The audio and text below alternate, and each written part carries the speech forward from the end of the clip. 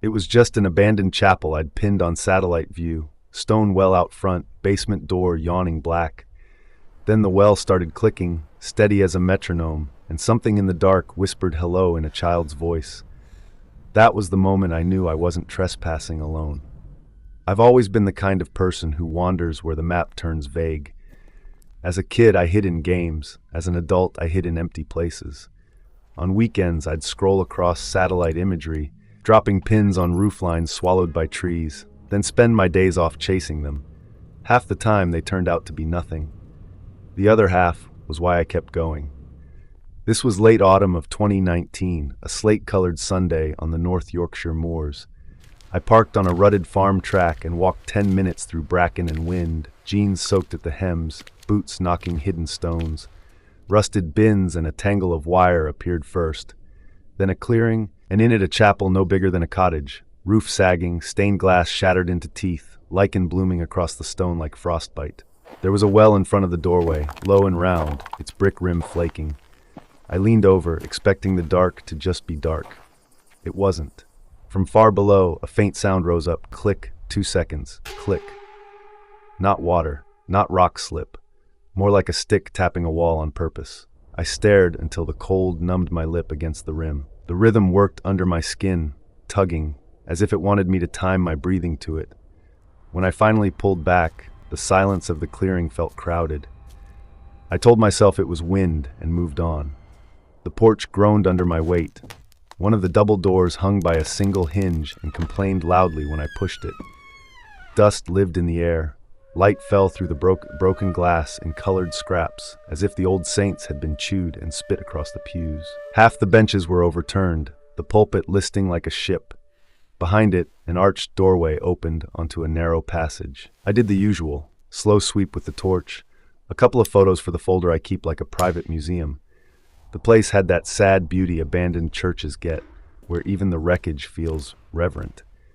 Then I walked through the arch. A small corridor ran along the back, doors on either side, storage rooms, maybe, splintered, hanging crooked. Cobwebs draped from beam to beam like old bunting. At the end, a flight of wooden stairs fell into the earth. The basement door stood open, and cold air streamed out like the chapel was breathing from its lungs below. I'm not easily spooked, at least I wasn't. But something about those stairs gave me a small, clean chill. I put my foot on the first tread anyway. It complained, so did the second. I counted without meaning to.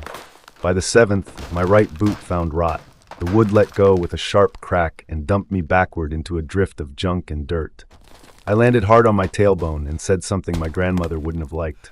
The torch flew out of my hand and skittered. I crawled after the beam and grabbed it, and that's when I heard the voice. High-pitched, thin, a child or a woman. Words shaped like words but wrong, like someone trying to talk without knowing how. Only one thing was clear.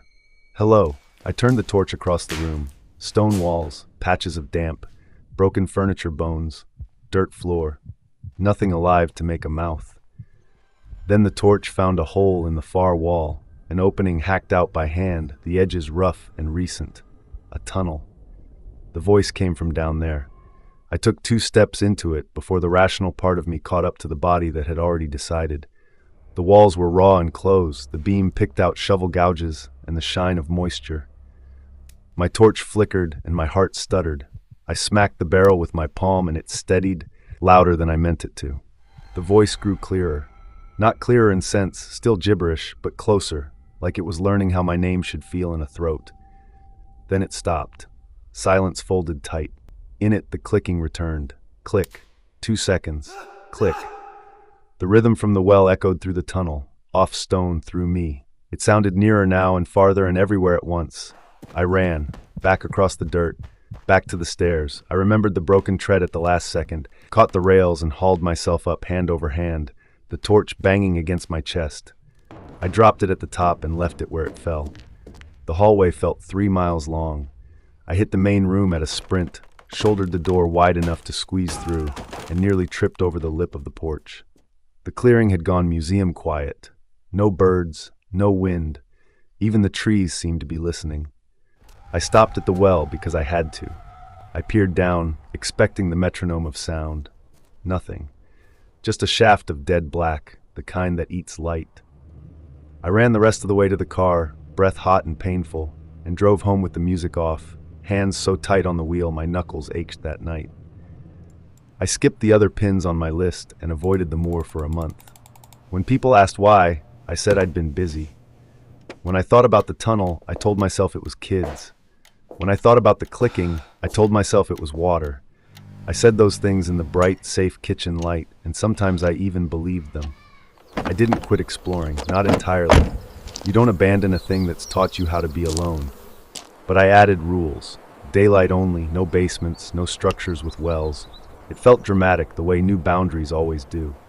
Then a week later, when the house went quiet and the pipes ticked, I heard something distant in the silence. Click. 2 seconds. Click. I got up and turned on the radio, and I left it on all night.